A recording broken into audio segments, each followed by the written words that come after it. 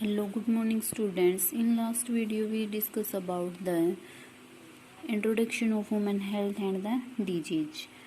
मतलब डिजीज़ कैसे फैलती हैं, डिजीज़ क्या है, ये सब हमने लास्ट वीडियो में डिस्कस कर लिया था।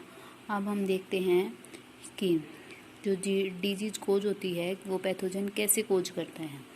तो सबसे पहले क्या है, दो टाइप्स में दो तरीके होते हैं जिससे डिजीज़ कोज करता है। सबसे पहला है टिश्यू डैमेज, सेकंड है टॉक्सिन सिक्रेशन। तो टिश्यू डैमेज में क्या होता है, कोई भी बैक्टीरिया है वो टिश्यू को डैमेज कर देता है। ठीक है, एग्जांपल के लिए है ट्यूबरकुलोसिस के टाइम पे जो बैक्टीरिया है वो लंग्स को डैमेज कर देता है।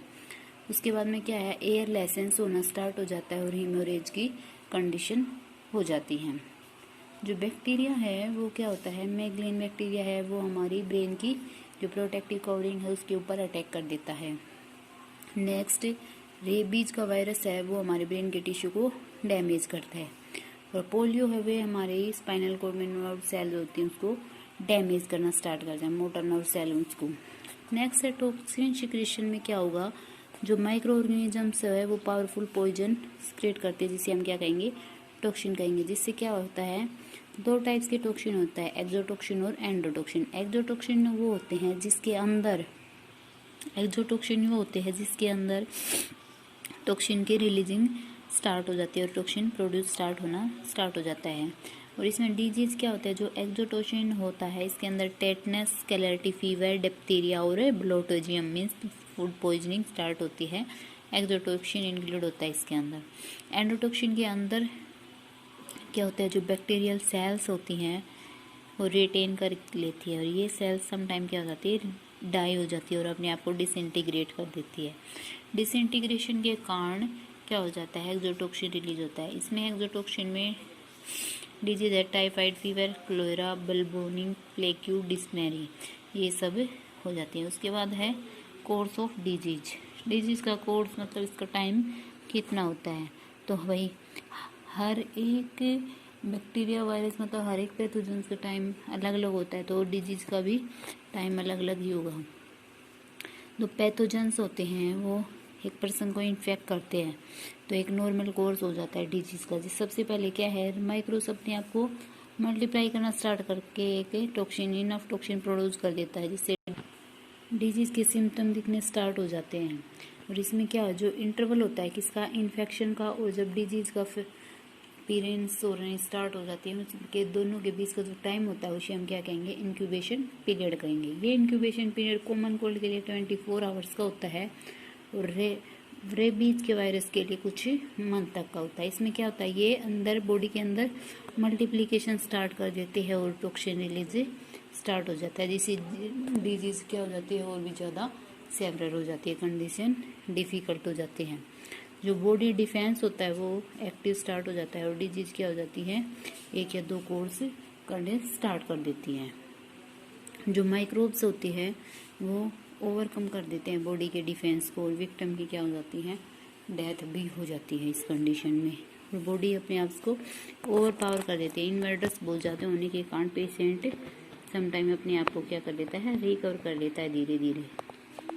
क्या एक टर्म है कैरियर्स वो होती है जिसमें माइक्रो ऑर्गेनिज्म किसी भी ऑर्गेनिज्म में स्टे करता है तो वो अपनी डिजीज़ को प्रोड्यूस नहीं कर पाता, मतलब डिजीज उसके अंदर प्रोडक्शन से पहले ही फेल हो जाती है, तो उससे पर्सन को हम कैरियर्स कहेंगे। उसके बाद में है फैक्टर्स जो इन्फेक्शन इन्फ्लुएंस को करते हैं।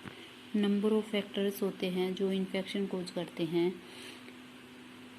इन्फेक्शन को इन्फ्लुएंस करते हैं। नंबर फर्स्ट है नंबर ऑफ इन्वेडिंग ऑर्गेनिजम्स, कितने number of invading organisms body में ग्रो कर रहे हैं। कैसे, जितने ज़्यादा नंबर होंगे बॉडी उतनी ज़्यादा डिजीजेस फर करेगी। ठीक है, एक टाइप का माइक्रोब्स इन्वेड कर रहा है या कुछ और माइक्रोब्स हैं तो उसके अकॉर्डिंग बॉडी अपने आप को इंडेप करती है। तो जो नंबर ऑफ ऑर्गेनिजम्स होते हैं वो ही डिजीज़ के कोज करते हैं, जिसे हम क्या कहेंगे, इन्फेक्टिव डोज कहते हैं। इसमें वेरी होते हैं रेजिस्टेंस, जब बहुत सारे नंबर ऑफ रेजिस्टेंस होस्ट हो जाते हैं तो जो माइक्रोब्स का स्ट्रेन है वो क्या होगा, वायलेंस हो जाता है। तो वायलेंस ऑफ ऑर्गेनिज्म क्या होता है, violence of organism means violence का मतलब होता है एबिलिटी ऑफ द पैथोजन, किसी भी पैथोजेंस की एबिलिटी जो कि एक डिजीज को सिम्टम प्रोड्यूस करती है वो क्या होगी, वायलेंस होगी। ये पैथोजन की एबिलिटी किस पे डिपेंड करती है, सबसे पहले होस्ट पे, कितने नंबर ऑफ होस्ट इन्वॉल्व हैं और कौन से टिश्यू पे वो ग्रो कर रहे हैं।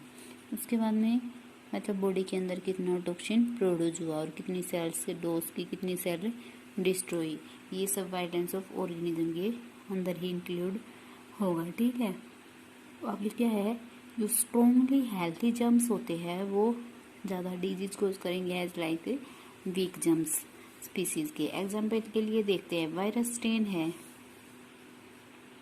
इन्फ्लुएंजा का, वो सेपरेट होता है स्लोली और इसकी माइल्ड डिजीज होती है। और जो वायरस एस्पियन फ्लू का वो होगा रेडली और इसकी जो डिजीज होती है वो सीरियस एपिडेमिक फॉर्म करती है। नेक्स्ट है viral resistance of body to disease के अगेंस्ट अपने आप को बॉडी कैसे रेजिस्टेंस कर लेती हैं। तो जो पर्सन होता है वो इन्फेक्शन को कैच करता है, उसमें क्या होता है, लो रेजिस्टेंस हो जाती है डिजीज की। कब, जब डिजीज की रेजिस्टेंस लोअर्ड होती है तो फैक्टर इम्यूनिटी का क्या हो जाता है, हार्ड हो जाता है। लोअर होने से क्या होगा, नरिशमेंट इनप्रॉपर हो जाएगी, इनसुफिशियंट स्लीप होगी, लेक ऑफ एक्सरसाइज होगी, फैटिक हो जाती है, वर्क का ओवरलोड होने के कारण भी हो जाता है, वेदर के एक्सपोजर में हो जाता है, उस टेम्परेचर में चेंज आता है उससे भी हो जाता है और इलनेस के कारण भी हो जाता है। नेक्स्ट है इम्यूनिटी। इम्यूनिटी में क्या होता है, कोई भी पर्सन एक डिजीज से सफ़र कर रहा है तो उसे हम वैक्सीनेटेड इनकोगुलेट करते हैं तो वो अपने आप को इम्यून कर लेते हैं किसी भी डिजीज़ के अगेंस्ट, जो जिसे हम इम्यूनिटी कहेंगे। तो कुछ पर्सन्स होते हैं या पीपल्स होते हैं जिसमें हाई डिग्री नेचुरल इम्यूनिटी होती है, मतलब कि बर्थ टाइम से उनकी नेचुरल इम्यूनिटी पावर ज़्यादा होती है। ठीक है, तो इम्यूनिटी के लिए भी कुछ एज ही होता है, कुछ एज तक इम्यूनिटी पावर ज़्यादा रहती है, उस धीरे धीरे एज के साथ इम्यूनिटी पावर लो होनी स्टार्ट हो जाती है। तो कुछ कॉमन डिजीज हैं वुमेन्स में, सबसे पहले है नेक्स्ट है टाइफाइड। टाइफाइड में क्या होता है, कॉमन बैक्टीरियल डिजीज होती है जिसमें रूट लाइक बैक्टीरियम होगा। सैल्मोनेला टाइफाइड को कोज करता है, जो कॉमनली क्या होता है ह्यूमन की इंस्टाइन में प्रेजेंट होता है और ये इसमें एज होती है 1 to 15 ईयर्स की जिसमें डिजीज कोज होती है। लगभग 2.5 मिलियन पर्सन हर एक ईयर से टाइफाइड से सफ़र करते हैं। मोड ऑफ ट्रांसमिशन क्या होगा, फूड और वाटर, कंटामिनेटेड फूड और वाटर को हम इंगल्फ करते हैं तो पेशेंट इस डिजीज से सफ़र करता है। जो हाउस फ्लाई है वो पैथोजेंस की कोज होती हैं, फूड मिल्क और वाटर को हमारे पैथोजेंस से कोज कर देती है। जो हाउस फ्लाई वो कैरियर होगी जो पैथोजेंस को इंक्लूड करेगी। पॉजिटिव ऑर्गेनिजम्स होंगे जो माउथ के थ्रू इंस्टाइल में फैंस जाते हैं और वहाँ पे इंस्टेंसाइल वाल में लेसेंस कोज कर देते हैं। इंक्यूबेशन टाइम क्या होता है टाइफाइड के लिए, जो बैक्टीरिया उसका 1 to 3 वीक्स मतलब एवरेज 2 वीक्स होगा। सिम्टम क्या होंगे भाई, हाई फीवर हो जाता है सबसे पहले, जो सेकंड वीक स्टार्ट होगा उस टाइम पे फीवर कम होना स्टार्ट हो जाता है, 3rd वीक तक फीवर कम हो जाएगा। हेडेक होती है, वीकनेस होती है, एक्सट्रीमली वीकनेस होगी, एब्डोमिनल पेन हो जाता है, कंस्टिपेशन होगी और इन्फ्लामेशन होती है कोलम और इलियम में। लीवर और स्प्लीन क्या होंगे, लार्ज हो जाते हैं, जिससे टाइफाइड एक वाइरल टेस्ट के कारण, वाइरल टेस्ट होता है उससे कंफर्म किया जाता है कि भी टाइफाइड डिजीज है। उसके बाद में प्रिवेंटिव मेजर्स हैं, इसमें क्या होते हैं, प्रॉपर कम्युनिटी को सैनिटाइज करना चाहिए, वाटर की स्क्रीन वाटर सप्लाई होना चाहिए, फूड है जो कंटामिनेशन फ्री होना चाहिए, मतलब फ्लाइज फ्री होना चाहिए, जो हमारी हाउस फ्लाइज होती हैं वो जो फूड को कंटामिनेट कर देती हैं। पर्सनल क्लीननेस होनी चाहिए, जो कुक होता है या फूड हैंडलर्स होते हुए भी हमारे क्या होते हैं, गुड या हेल्थी होनी चाहिए, जिससे बैक्टीरिया टाइफाइड का बैक्टीरिया कैरिज ना हो। और इमीडिएटली रिपोर्ट हेल्थ अथॉरिटी के थ्रू हेल्थ को रिपोर्ट करना चाहिए। नेचुरल क्लाइमेटी है जैसे फ्लूड हीरेंस एपिडेमिक्स कोज कर देते हैं। ये टाइफाइड वैक्सीन होता है जो इम्यूनिटी को 3 ईयर्स तक इम्यूनिटी स्ट्रॉन्ग कर देता है। कंट्रोल इसका एंटीबायोटिक्स ही है, एंटीबायोटिक्स के थ्रू हम डिजीज को कंट्रोल कर देते हैं। उसके बाद में है निमोनिया। निमोनिया एक डिजीज है जिससे स्ट्रिप्टोकोकस निमोनियाई बैक्टीरिया होता है जिससे डिजीज कोज हो जाती है। और एक हीमोफिलिज इन्फ्लुएंजा होता है वायरस भी कह सकते हैं हम इसको। ये एक सीरियस डिजीज होती है जो कि लंग्स में होती है। जो फ्लूइड कलेक्ट्स होता है एल्वोलाइज और ब्रांचेस में, इसके अंदर ही होता है। जो लंग्स होते हैं वो स्पोर्टिव लाइफ के लिए एक सफिशिएंट एयर सप्लाई नहीं कर पाते। मोड ऑफ ट्रांसमिशन क्या होगा? सेप्टम ऑफ पेशेंट का सेप्टम ही मोड सेपरेट कर देता है। निमोनिकोकाई है वो क्या होता है? जब हम ब्रीथिंग करते हैं उस टाइम पे इनहेल्ड हो जाता है। और ब्रोंचाई क्या होगी? लॉक्ड हो जाएगी। एल्वोलियर वॉल है वो इन्फ्लेम हो जाएगी। प्रोटीन रिच फ्लूइड सीक्रेट होता है। उसके बाद में जो कल्चर मीडियम है उसमें बैक्टीरिया ग्रो करते हैं और ब्लोकाइड्स को ब्लॉक कर देते हैं। इंक्यूबेशन टाइम क्या होगा? 1 to 3 days ही होता है। निमोनिया कॉमनली क्या होता है? ओल्ड पीपल में देखा जाता है या फिर स्मॉल चिल्ड्रंस में देखा जाता है। सिम्टम क्या होंगे भाई? सबसे पहले सिंगल सेकिंग चिल होगी, मतलब थोड़ी सी ठंड भी लगेगी। फीवर होगा, पेन होगा, ब्रीथिंग के टाइम पे पेन हो जाता है। कफ, हेडेक होती है। जो हमारे लिप्स और फिंगर्स है वो ग्रे से ब्लूइश कलर में हो जाते हैं। निमोनिया फॉलो करते हैं लोअर बॉडी रेजिस्टेंस होता है वो। मेल न्यूट्रिशन हो जाएगा।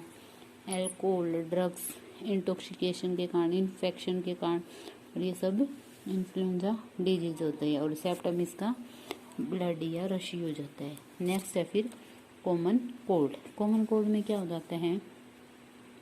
जो ह्यूमन के एलिमेंट है वो इन्फेक्टेड हो जाते हैं। ये कॉमन कोल्ड एक वायरस है, राइनो वायरस, इसके थ्रू होता है। ये वायरस हमारी नोज और रेस्पिरेटरी पैसेज को इन्फेक्ट करता है लेकिन हमारी लंग्स में इन्फेक्ट नहीं कर पाता। मोड्स ऑफ ट्रांसमिशन क्या है? मोड्स ऑफ ट्रांसमिशन है डायरेक्टली जो ड्रॉपलेट्स होती है किसी इन्फेक्टेड पर्सन की ड्रॉपलेट इनहेल कर दी जाती हैं, इससे होता है। जो कि किस टाइम? कफ या स्नीजिंग के टाइम पर होती है। या पर्सन किसी अनकंटामिनेटेड ऑब्जेक्ट्स के कांटेक्ट में आ जाते हैं जैसे अंटिल, books, pen, doorknob, computer keyboard, mouse, ये सब होते हैं। जी इन सब के कांटेक्ट में क्या हेल्थी पर्सन आ जाते हैं तो इन्फेक्टेड ऑब्जेक्ट्स के पर्सन कांटेक्ट में हेल्थी पर्सन आ गया तो कंटामिनेटेड होके वो भी इन्फेक्टेड हो जाता है। उसके सिम्टम है कॉमन कोल्ड में नेजल कॉन्जेक्शन होता है, डिस्चार्ज होता है, शोर थ्रोट हो जाएगा और नैंस होती है, कफ, हेडेक होगा और टायर्डनेस स्टार्ट हो जाती है। ये लगभग 3 से 7 days होता है। नेक्स्ट है मलेरिया। इस डिजीज के बारे में हम नेक्स्ट वीडियो में डिस्कस करते हैं। Thank you.